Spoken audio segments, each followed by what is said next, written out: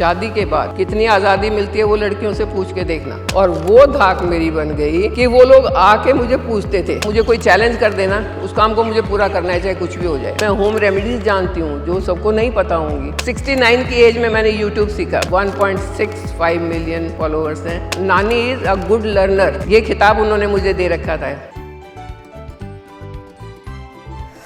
नमस्कार, मैं हूं Satwanti Singh, health and wellness coach and Ayurvedic lifestyle coach और एक यूट्यूब क्रिएटर भी हूं। पापा आर्मी में थे और उनको वॉर जोन में जाना था, बच्चों को साथ नहीं रख सकते थे और मेरी पढ़ाई ना रुके इसलिए मेरे को किसी ऐसे गांव के हॉस्टल में डाल दिया जहां पर लड़कियों का हॉस्टल था। वहां जाने के बाद बड़ी बड़ी लड़कियां, बड़ी मतलब देखने में बड़ी बड़ी, और वो 10th में, और मेरी हाइट बहुत कम थी। कोई यहाँ से मार के चली जाए, कोई यहाँ से मार के चली, बहुत तंग हुई मैं। उन 10th की लड़कियों को इंग्लिश नहीं आती थी। मैंने उनको एक्टिव पैसिव सिखाया, मैंने उनको डायरेक्ट इनडायरेक्ट सिखाया, मैंने उनको ग्रामर सिखाई। और वो धाक मेरी बन गई कि वो लोग आके मुझे पूछते थे, चल तुझे चाय पिलाए क्या, चल तुझे बिस्किट खिलाएंगे, आज तू मेरे वाले बिस्किट खा लेना। जब मेरी ग्रेजुएशन फाइनल ईयर था 1970, एंगेजमेंट कर दी। 71 जून में मैरिज हो गई। अक्ल कुछ थी नहीं। मेरे पापा और मम्मी मेरी सपोर्ट हमेशा रहे हैं। ग्रेजुएशन का रिजल्ट आया तो मेरे पापा ने मेरे फादर इन लॉ से कहा कि मैं अपनी बेटी को पढ़ाना चाहता हूँ और अगर आप लोग इसकी फीस नहीं दे सकते हैं कोई बात नहीं, मैं फीस दूंगा, लेकिन इसको पोस्ट ग्रेजुएट होने दो। तो मेरे father in law, he was very nice man, उन्होंने कहा नहीं नहीं, हमें पढ़ाई से कोई दिक्कत नहीं है, वो पढ़ लेगी और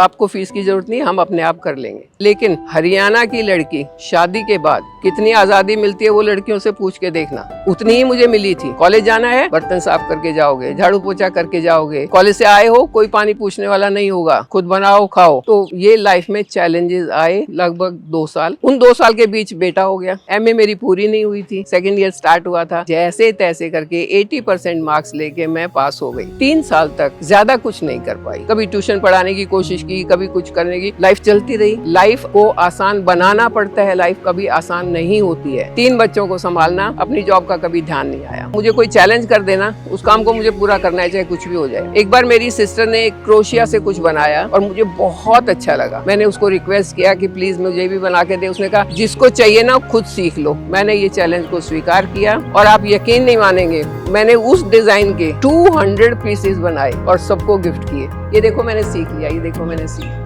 तो उन पीसेस को जब मैंने स्टाफ रूम में दिखाया तो मेरी एक कुलीग थी, उन्होंने कहा अरे आप इतना अच्छा बना लेते हो, आप टीवी में क्यों नहीं जाते हो? मैं टीवी में कैसे जा सकती हूँ, बॉम्बे में पोस्टिंग हो रखी थी हमारी। तो उन्होंने किसी से मेरी बात करवा के और आज के मेहमान में करके दूरदर्शन में भेज दिया। 2 साल तक मैंने दूरदर्शन में काम किया। हफ्ते में 2 मेरे प्रोग्राम आते थे, बेस्ट आउट ऑफ वेस्ट और आज के मेहमान। उसमें आज के मेहमान में कई बार सोशल चीजों के बारे में बात होती, सोशल प्रॉब्लम्स के बारे में बात होती। वहां से मुझे इंस्पिरेशन मिलना शुरू हुआ कि सोशल प्रॉब्लम्स दुनिया में बहुत सारी हैं। लाइफ इतनी आसान तो कभी होती नहीं है। फिर एक झटका लगा। यहाँ तक आते आते मेरे बच्चे कॉलेज में हो गए थे और जो बड़ा वाला बेटा 24 साल का था, रोड एक्सीडेंट में खत्म हो गया।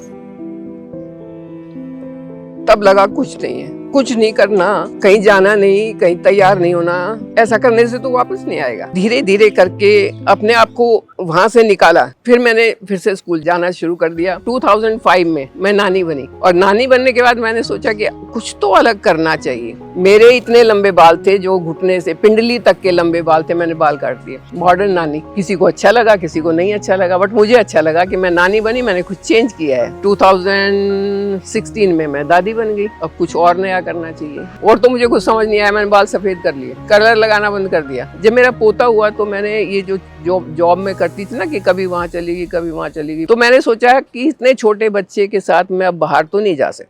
एक बार वो बीमार हुआ, मैंने उसके कुछ लटोटर पटोटर करके उसको ठीक कर दिया, डॉक्टर के पास नहीं जाना पड़ा।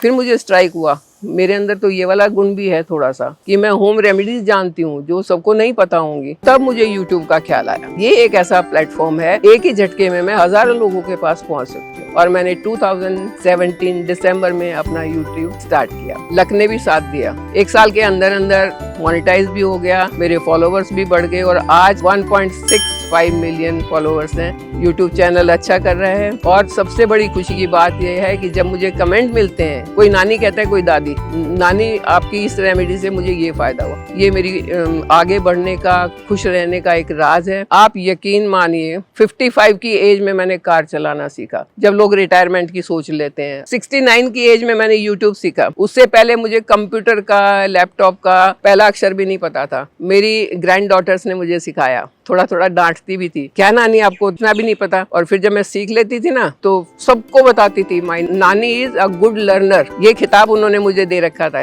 नया सीखने की बात अगर मैं करूं तो यूट्यूब के बाद अब मैंने सोचा है कि मैं एक बुक लिखूं। सीनियर्स को मैं एक एडवाइस देना चाहूंगी, जब तक आप अपने मन में सोचते हो ना कि आप यंग हो तो आप यंग हो, जिसने सोच लिया नहीं यंग हो फिर आप सीनियर बन जाओगे। लर्निंग का प्रोसेस कभी खत्म नहीं होना चाहिए। आप हर रोज नया सीखने की कोशिश करो, आप भी खुश, आपके बच्चे भी खुश। पिछड़ गए ना तो फिर बच्चों को भी लगेगा ये इनको कुछ पता नहीं है।